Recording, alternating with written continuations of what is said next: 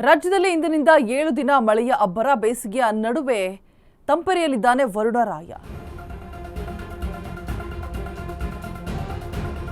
7 ದಿನ ಕಂಟಿನ್ಯೂಸ್ಲಿ ಮಳೆಯ ಅಬ್ಬರ ಮುಂದುವರಿಯುತ್ತೆ. ಬೇಸಿಗೆಯ ನಡುವೆ ಇದೀಗ ವರುಣರಾಯ ತಂಪೆರೆಯಲಿದ್ದಾನೆ ಅನ್ನುವಂತಹ ಮಾಹಿತಿ. ಗುಡುಗು ಬಿರುಗಾಳಿ ಸಹಿತ ಆಲಿಕಲ್ಲು ಮಳೆ ಸಾಧ್ಯತೆ ಅನ್ನುವಂಥದ್ದು ಹವಾಮಾನ ಇಲಾಖೆ ತಿಳಿಸಿಕೊಟ್ಟಿದೆ. 5 ಜಿಲ್ಲೆಗೆ ಆರೆಂಜ್, 15 ಜಿಲ್ಲೆಗೆ ಯೆಲ್ಲೋ ಅಲರ್ಟ್ ಅನ್ನು ಘೋಷಣೆ ಮಾಡಲಾಗಿದೆ. ಚಿಕ್ಕಮಗಳೂರು, ಹಾಸನ, ಕೊಡಗು, ಮೈಸೂರು ಈ ಭಾಗದಲ್ಲಿ, ಜೊತೆಗೆ ಚಾಮರಾಜನಗರ ಜಿಲ್ಲೆಗಳಲ್ಲೂ ಕೂಡ ಗುಡುಗು ಸಹಿತ ಬಿರುಗಾಳಿ ಸಹಿತ ಮಳೆಯಾಗುವಂತಹ ಸಾಧ್ಯತೆಗಳಿದೆ. ಕಲಬುರಗಿ, ಯಾದಗಿರಿ, ರಾಯಚೂರು, ಬಳ್ಳಾರಿ, ವಿಜಯನಗರ ಎಲ್ಲ ಕಡೆ ಕೂಡ 7 ಡೇಸ್ ಕಂಟಿನ್ಯೂಸ್ ಆಗಿ ಮಳೆಯ ಅಲರ್ಟ್ ಅನ್ನು ಘೋಷಣೆ ಮಾಡಲಾಗಿದೆ. ಬೆಂಗಳೂರು ನಗರ ಮತ್ತು ಕೋಲಾರ ಜಿಲ್ಲೆಗಳಿಗೆ ಯೆಲ್ಲೋ ಅಲರ್ಟ್ ಅನ್ನು ಘೋಷಣೆ ಮಾಡಲಾಗಿದೆ. 7 ಡೇಸ್ ಮಳೆಯ ಅಬ್ಬರ ಮುಂದುವರಿಯಲಿದ್ದು ಬೇಸಿಗೆಯ ನಡುವೆ ಕೂಡ ತಂಪೆರೆಯಲಿದ್ದಾನೆ ವರುಣರಾಯ. ಗುಡುಗು ಬಿರುಗಾಳಿ ಸಹಿತ ಆಲಿಕಲ್ಲು ಮಳೆಯಾಗುವ ಸಾಧ್ಯತೆಗಳಿದೆ.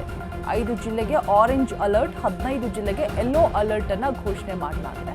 ಚಿಕ್ಕಮಗಳೂರು, ಹಾಸನ, ಕೊಡಗು, ಮೈಸೂರು, ಚಾಮರಾಜನಗರ ಜಿಲ್ಲೆಗಳಲ್ಲಿ ಗುಡುಗು ಬಿರುಗಾಳಿ ಸಹಿತ ಮಳೆಯಾಗುವಂತಹ ಸಾಧ್ಯತೆಗಳಿದೆ ಅಂತ ಸೂಚನೆ ಕೊಡಲಾಗಿದೆ. ಜೊತೆಗೆ ಕಲಬುರಗಿ, ಯಾದಗಿರಿ, ರಾಯಚೂರು, ಬಳ್ಳಾರಿ, ವಿಜಯನಗರ, ದಾವಣಗೆರೆ, ದಕ್ಷಿಣ ಕನ್ನಡ, ತುಮಕೂರು, ಮಂಡ್ಯ, ಬೆಂಗಳೂರು ದಕ್ಷಿಣ ಇಲ್ಲೂ ಕೂಡ ಬೆಂಗಳೂರು ನಗರ ಹಾಗೆ ಕೋಲಾರ ಜಿಲ್ಲೆಗಳಿಗೆ ಯೆಲ್ಲೋ ಅಲರ್ಟ್ ಅನ್ನು ಘೋಷಣೆ ಮಾಡಲಾಗಿದೆ. ಹವಾಮಾನ ಇಲಾಖೆ ಎಚ್ಚರಿಕೆ ಸಂದೇಶ ಜೊತೆಗೆ ಮಳೆ ಅಲರ್ಟ್ ಅನ್ನ ಘೋಷಣೆ ಮಾಡಲಾಗಿದೆ. ಇಲ್ಲಿ ಯೆಲ್ಲೋ ಅಲರ್ಟ್ ಮತ್ತೆ ಆರೆಂಜ್ ಅಲರ್ಟ್ ಎರಡೂ ಕೂಡ 7 ಡೇಸ್ ಕಂಟಿನ್ಯೂಸ್ ಆಗಿ ಮಳೆ ಆಗುತ್ತೆ ಅನ್ನುವಂತಹ ಮುನ್ಸೂಚನೆಯ ಹವಾಮಾನ ಇಲಾಖೆ ಕಡೆಯಿಂದ ಕೊಟ್ಟಿರುವಂಥದ್ದು.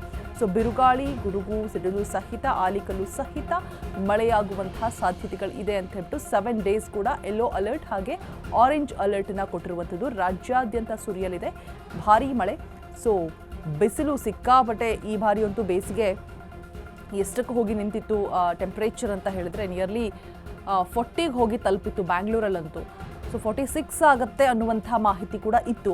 ಬಟ್ ಅಲ್ಲಿವರೆಗೂ ಹೋಗಿ ತಲುಪಿರಲಿಲ್ಲ. ಇದೀಗ ಬೇಸಿಗೆಯಿಂದ ಬೆಂದು ಹೋದಂತಹ ಬೆಂಗಳೂರಿಗರಿಗೆ ಜೊತೆಗೆ ರಾಜ್ಯದಾದ್ಯಂತ ಜನರಿಗೆ ವರುಣರಾಯ 7 ಡೇಸ್ ಕಂಟಿನ್ಯೂಸ್ ಆಗಿ ತಂಪೆರೆಯಲಿದ್ದಾನೆ ಅನ್ನುವಂತಹ ಮಾಹಿತಿ ಹವಾಮಾನ ಇಲಾಖೆಯಿಂದ ಹೊರಬಿದ್ದಿದೆ.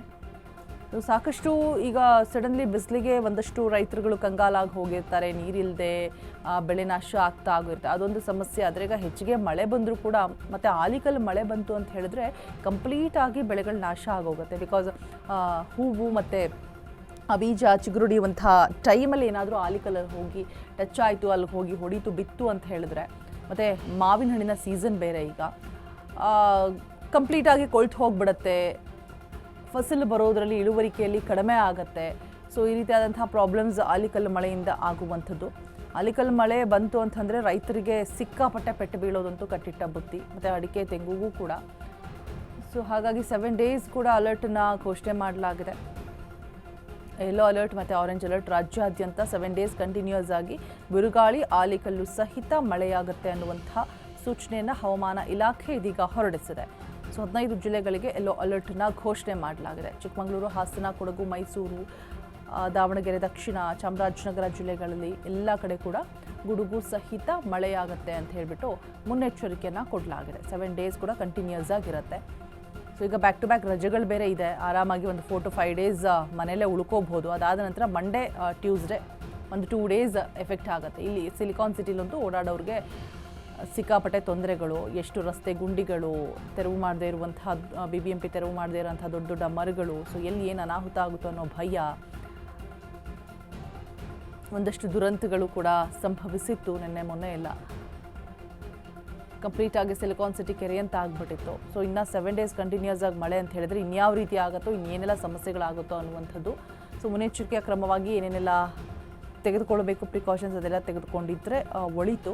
7 ಡೇಸ್ ಕೂಡ ಮಳೆಯಾಗುತ್ತೆ ಅನ್ನುವಂಥದ್ದನ್ನು ಇದೀಗ ಹವಾಮಾನ ಇಲಾಖೆ ಕಡೆಯಿಂದ ಎಚ್ಚರಿಕೆಯನ್ನು ಕೊಟ್ಟಿರುವಂಥದ್ದು. ಈ ಮಳೆ ಬರ್ತಾ ಇರುವಂಥ ಸಂದರ್ಭದಲ್ಲೂ ಕೂಡ ಹರಸಾಹಸವನ್ನು ಮಾಡೋಕ್ಕೆ ಹೋಗೋದು, ಅಂದರೆ ಆ ಮಳೆ ನೀರಲ್ಲೇ ಹೋಗೋದು, ಆ ಗುಂಡಿ ಇರುತ್ತೆ, ಅದು ಎಷ್ಟು ನೀರು ತುಂಬಿಕೊಂಡಿದೆ, ಗುಂಡಿನ ರೋಡ ಅಂತ ಗೊತ್ತಾಗ್ತಿರಲ್ಲ, ಅದರಲ್ಲೇ ನುಗ್ಗಿ ಹೋಗೋದು, ಈ ಥರ ಎಲ್ಲ ಹರಸಾಹಸವನ್ನು ಬಿಟ್ಟರೆ ಒಂದು ಸ್ವಲ್ಪ ಮಳೆ ನಿಲ್ಲೋವರೆಗೂ ಕೂಡ ಒಂದು ಕಡೆ ಇದ್ದುಬಿಟ್ಟು ಅಥವಾ ಆಫೀಸಲ್ಲೇ ಇದ್ದುಬಿಟ್ಟು ಈ ರೀತಿಯಾಗಿ ಏನಾದರೂ ಮಾಡ್ಕೊಂಡು ಹೋದರೆ ಯಾವುದೇ ರೀತಿಯಾದಂತಹ ಅನಾಹುತಗಳು ತಪ್ಪೋದು ಕಡಿಮೆ ಆಗುತ್ತೆ.